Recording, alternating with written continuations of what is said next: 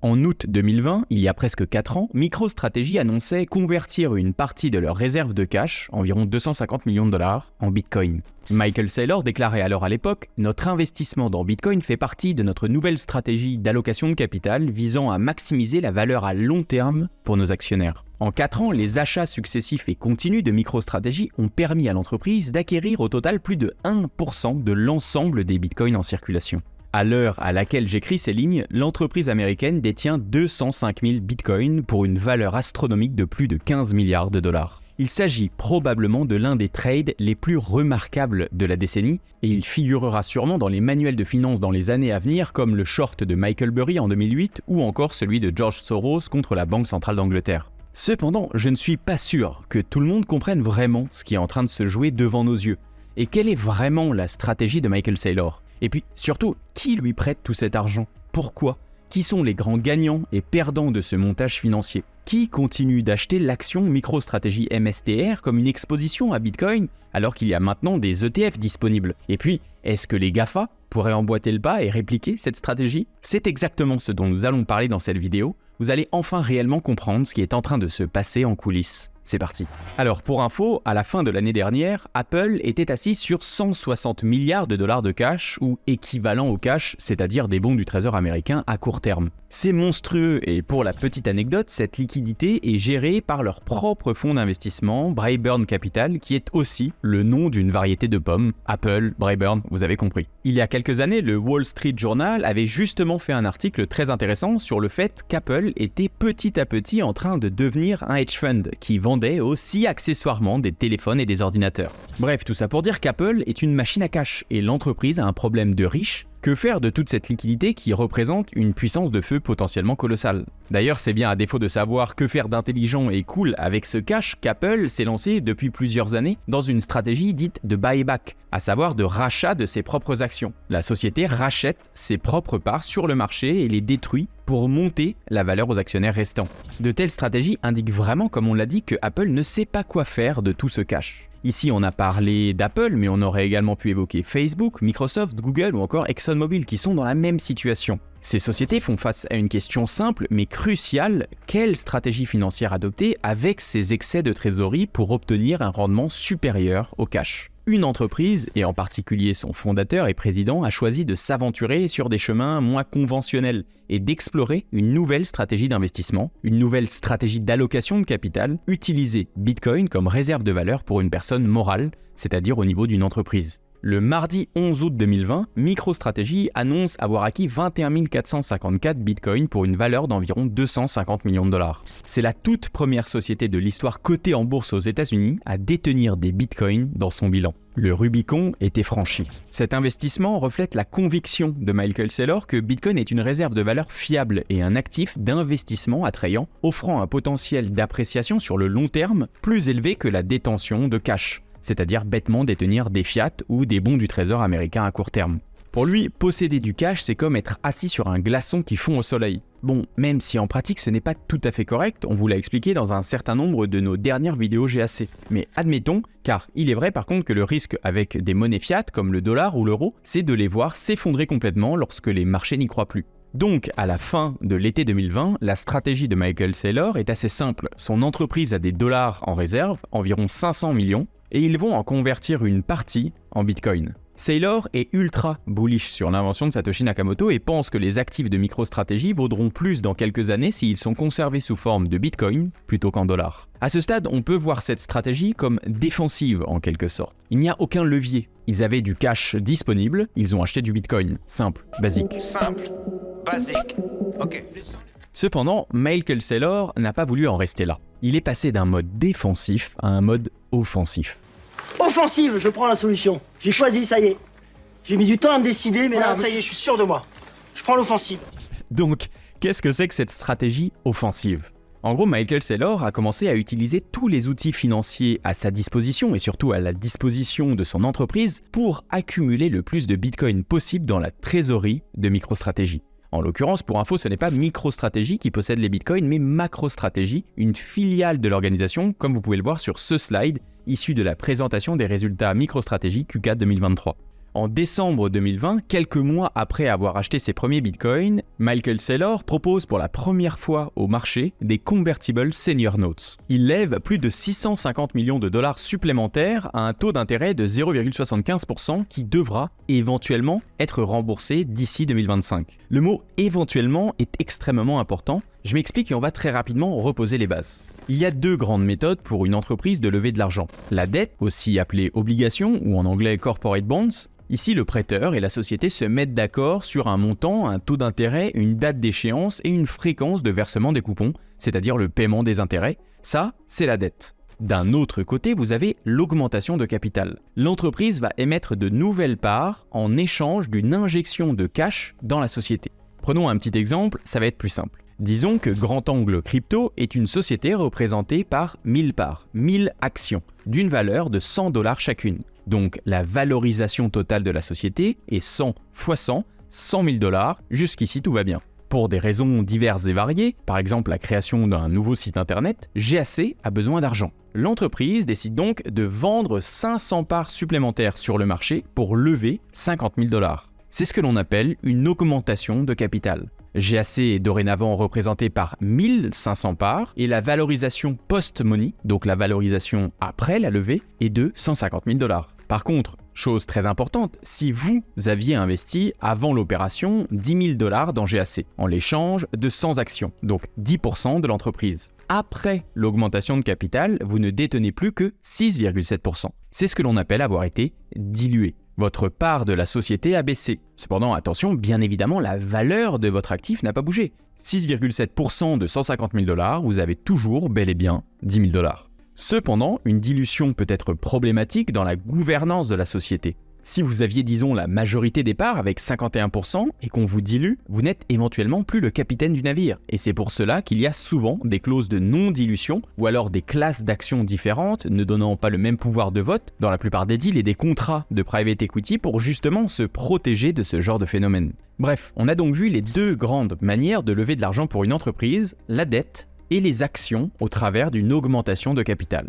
Ok.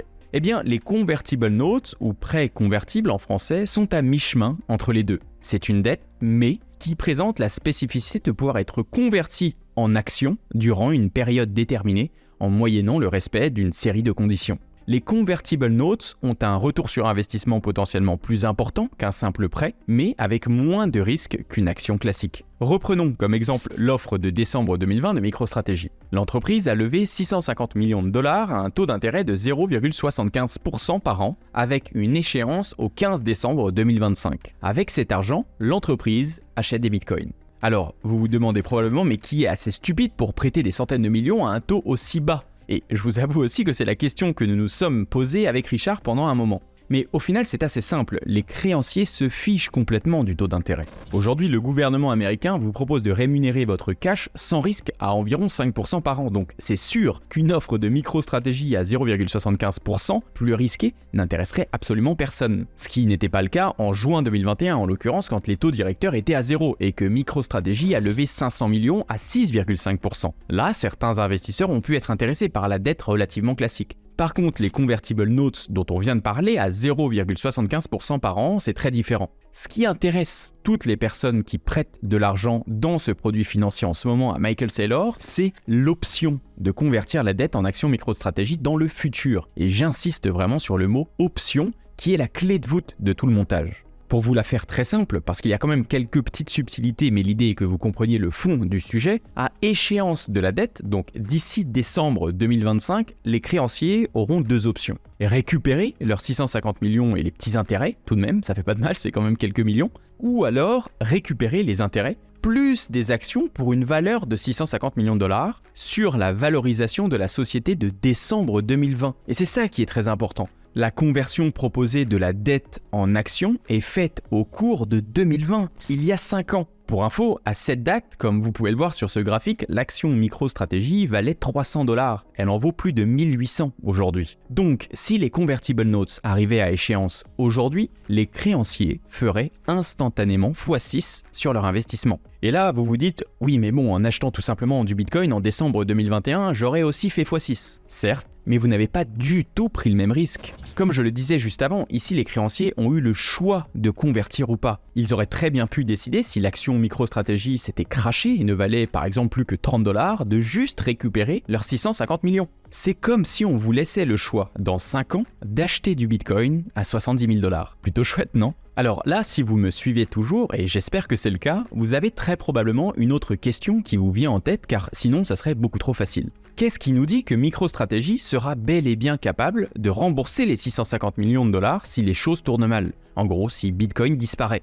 Et c'est là où l'entreprise de logiciels MicroStrategy qui vend des biens et des services et qui génère du cash rentre en jeu. Ce qu'il faut bien comprendre, c'est que MicroStrategy, avant de débarquer dans l'écosystème Bitcoin, est une société très rentable, avec un business model reposant sur la vente de produits avec près de 80% de marge brute. C'est une entreprise qui tourne et qui était déjà valorisée avant toute cette histoire à plus de 2 milliards de dollars. Dans le pire des cas, on pourrait donc penser que Michael Saylor et MicroStrategy pourraient brader la société pour rembourser ses créanciers. Bon, de nouveau, cela voudrait dire que Bitcoin ne vaut quasiment plus rien, ce qui, en 2024, est devenu plutôt improbable comme hypothèse, mais en théorie, ça reste possible. Et c'est le risque que prennent les personnes qui prêtent les 650 millions. Ce n'est absolument pas comme si j'allais à la banque du coin emprunter 1 million pour acheter du Bitcoin. Le modèle des convertible notes, s'appuyant sur le business et le cash flow de MicroStrategy, donne aux créanciers une certaine confiance en la capacité de Michael Saylor à les rembourser d'une manière ou d'une autre, même si Bitcoin tombe à zéro. On est presque au bout de notre explication, mais il faut encore expliquer une dernière chose.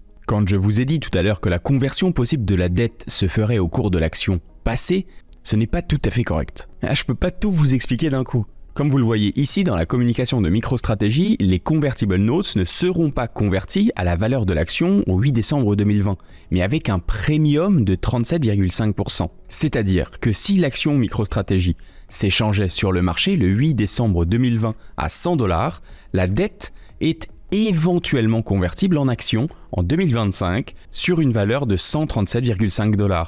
Donc, dit autrement, si j'avais prêté 1 million de dollars à MicroStrategy, je n'obtiens pas 10 000 parts, mais environ 7 300. On peut voir ce premium comme le prix de la couverture du côté de celui qui prête.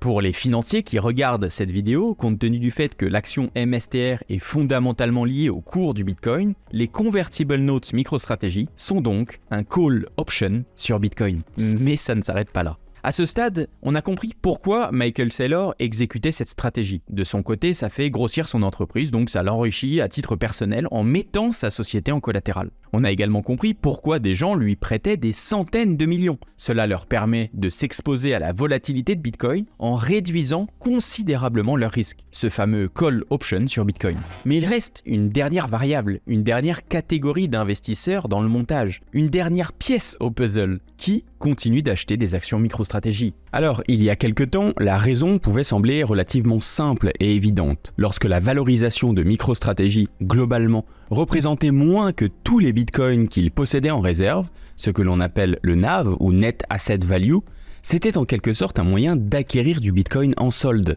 On disait dans ce cas-là qu'il y avait un NAV discount sur l'action MicroStrategy. Tous les bitcoins que la société possédait en réserve valaient plus que sa capitalisation sur le marché. C'est un peu comme si vous pouviez acheter du Bitcoin à 55 000 $. Mais depuis quelques mois, ce discount n'existe plus. C'est même l'inverse. La plupart du temps, l'action MSTR s'échange sur le marché avec un premium au NAV. C'est-à-dire cette fois-ci que la capitalisation de la société MicroStrategy est supérieure à tous les bitcoins que la société possède en réserve. À l'heure actuelle, fin mars 2024, il est de 2, donc dit autrement, la valorisation globale de l'entreprise MicroStrategy est 2 fois plus élevée que la valeur des bitcoins que la société détient en réserve. Donc, encore une fois, on peut se demander qu'est-ce qui explique cet engouement pour MicroStrategy ? Pourquoi le cours explose à la hausse comme on l'a vu ces dernières semaines ? Pourquoi ne pas simplement acheter des bitcoins ou même des ETF Bitcoin Spot ? En fait, c'est relativement simple. En achetant des actions MSTR, MicroStrategy, vous misez sur la capacité de la société d'augmenter le nombre de bitcoins par part de l'entreprise. C'est exactement ce qu'explique Vijay dans ce tweet. Et pour le moment, avec la stratégie des convertible notes par exemple, Michael Saylor a été plutôt bon à ce niveau-là. Bon, par contre, bien évidemment, tout dépend de quand vous avez acheté les actions MSTR, c'est sûr. En tout cas, Si à un moment T, vous possédez disons 100 parts de MicroStrategy qui représentent en théorie un Bitcoin, vous espérez que l'intelligence de Michael Saylor fasse que ces mêmes 100 parts vous donnent droit éventuellement à 1,1 Bitcoin d'ici quelques mois ou années.